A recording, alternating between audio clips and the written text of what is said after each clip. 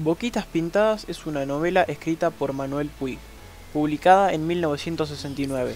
La obra narra la historia de diversos personajes, principalmente Juan Carlos, Nené, Mabel, Larraba y Pancho. La historia empieza contándonos que Juan Carlos dejó de existir. Pero antes de dejar de existir, Juan Carlos se nos muestra como un mujeriego que mantenía relaciones con, entre otras mujeres, Mabel, la viuda de Carlo, y Nené. En los primeros capítulos se desarrollan las relaciones entre los personajes, así como el modo en que cada quien las experimenta. La trama comienza mostrándonos las cartas que se enviaron Nené y la señora Leonor, madre de Juan Carlos y Celina, en donde Nené le cuenta cómo fue su noviazgo con Juan Carlos, además de contarle su disconformidad respecto de su matrimonio. La historia cuenta cómo la salud de Juan Carlos, que padece tuberculosis, empeora cada vez más y, estando de novio con Nené, debe irse a Cosquín para continuar con su tratamiento. Desde allí se escribe cartas con Nené y una de sus amantes, al mismo tiempo que seduce a una enfermera.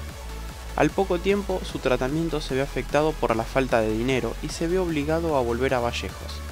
Después de una discusión se distancia de Nené, tras lo cual ella se casa con un martillero público de apellido Massa, a quien no ama, y se mudan a Buenos Aires. Tiempo después, Juan Carlos muere debido a su enfermedad. Dentro de la trama se cuentan diversas historias, como la de Pancho, que era amigo de Juan. Este era un hombre que trabajaba de albañil, quien tras seducir a Larraba, una muchacha pobre que trabajaba de sirvienta en la casa de Mabel, la deja embarazada. Larraba espera poder formar una familia con Pancho y su hijo, pero Pancho, que vuelve a Vallejos después de haber tomado un curso para ser suboficial de policía, no lo reconoce. La historia de Pancho termina cuando Larraba lo asesina mientras está en un encuentro con Mabel. Mabel es una de las amantes de Juan Carlos y se encontraba en una relación con un inglés. Además, ella es una maestra de familia adinerada. Por otra parte, tenemos la historia de Nené, quien tiempo después de dejar a Juan Carlos establece su matrimonio con Massa. Este matrimonio se ve distanciado por un tiempo luego de que Celina le envía las cartas a Massa, en donde Nené se quejaba de su matrimonio y de sus hijos. En este punto, Nené se escapa a Córdoba.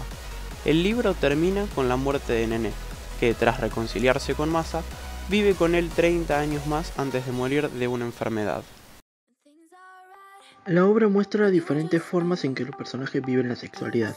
Resalta que en la mayoría de las relaciones sexuales que se establecen entre los personajes, la dimensión afectiva de la sexualidad brilla por su ausencia. Por ejemplo, Juan Carlos parece no desear el bien de Nené, de Mabel ni de nadie más, sino que aparece como un personaje egoísta, centrado en sí mismo y que se relaciona con las personas en función a su satisfacción de su propio deseo. Particularmente en cómo piensa y dice, su relación con Nené parece mostrarse que busca someter a la otra persona a sus deseos. Esta interpretación de la subjetividad de Juan Carlos se desprende cuando, estando internado en Cosquín, tras describir el lugar, le escribe a Nené: y vos, rubia, será mejor que te cuides bien, porque yo allá dejé mis vigías bien apostados. Nada de malas pasadas, porque me voy a enterar. ¿Vos te crees que no? Si le llegas a hacer un paquete de muchos firuletes a algún desgraciado de allá, lo voy a saber más pronto que ligero. No, de veras, yo no sé perdonar una jugada sucia, de eso no te olvides nunca. Otros aspectos de la sexualidad que se problematizan en la obra son la responsabilidad del hombre ante el embarazo no previsto, a través de un caso particular entre Pancho y Larraba. En este caso, Pancho abandona a Larraba y a Panchito, buscando egoístamente protegerse a sí mismo y forzando a Larraba a sacrificarse a sí misma a cargar con la crianza de su hijo. Otro aspecto a problematizar son las relaciones matrimoniales que establecen Mabel y Nené.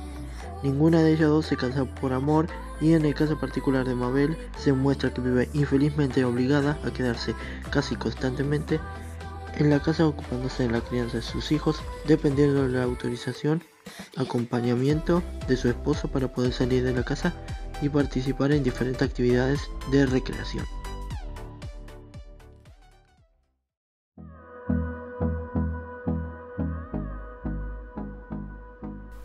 La obra se puede clasificar como parte de las vanguardias literarias de los años 60. Como tal, muestra una búsqueda de acercamiento a lo popular por parte del autor, que emula el formato del folletín, estructurando la obra en entregas. También muestra una fuerte crítica a la moral tradicional, principalmente en lo referente a la manera de vivir la sexualidad y los roles de género en la vida social, familiar y en la pareja. En lo referente a la forma de escritura, la obra incorpora diversos géneros discursivos tradicionalmente excluidos del ámbito literario. Puig hace un uso escaso de la narración tradicional y cuenta la historia a través de sumarios policiales, informes médicos y ministeriales, cartas, diálogos y otras formas que fuerzan al lector a abandonar la pasividad favorecida por la narración tradicional y a comprometerse con la interpretación de lo que pasa, demandando una lectura activa de la novela. En la novela Boquitas Pintadas, Manuel Puig nos invita a repensar nuestra forma de relacionarnos con otras personas. Como lectores, nos indignamos al ver cómo Juan Carlos vive sus relaciones sin sentir ningún tipo de responsabilidad por la otra persona. Condenamos el egoísmo de Pancho cuando abandona a la Raba y a su hijo para protegerse al mismo. Y rechazamos lo injusto del odio de Celina hacia Nené la viuda. Sin embargo, al darle voz a estos personajes a través de monólogos internos y diarios íntimos, Puig recupera su subjetividad y permite que nos relacionemos con ellos de un modo diferente. De este modo, logra que abandonemos la pasividad de la crítica moral para adoptar una actitud de reflexión activa sobre nuestras propias prácticas. Y así la novela problematiza la manera en que los lectores vivimos nuestros vínculos y nos relacionamos con el otro.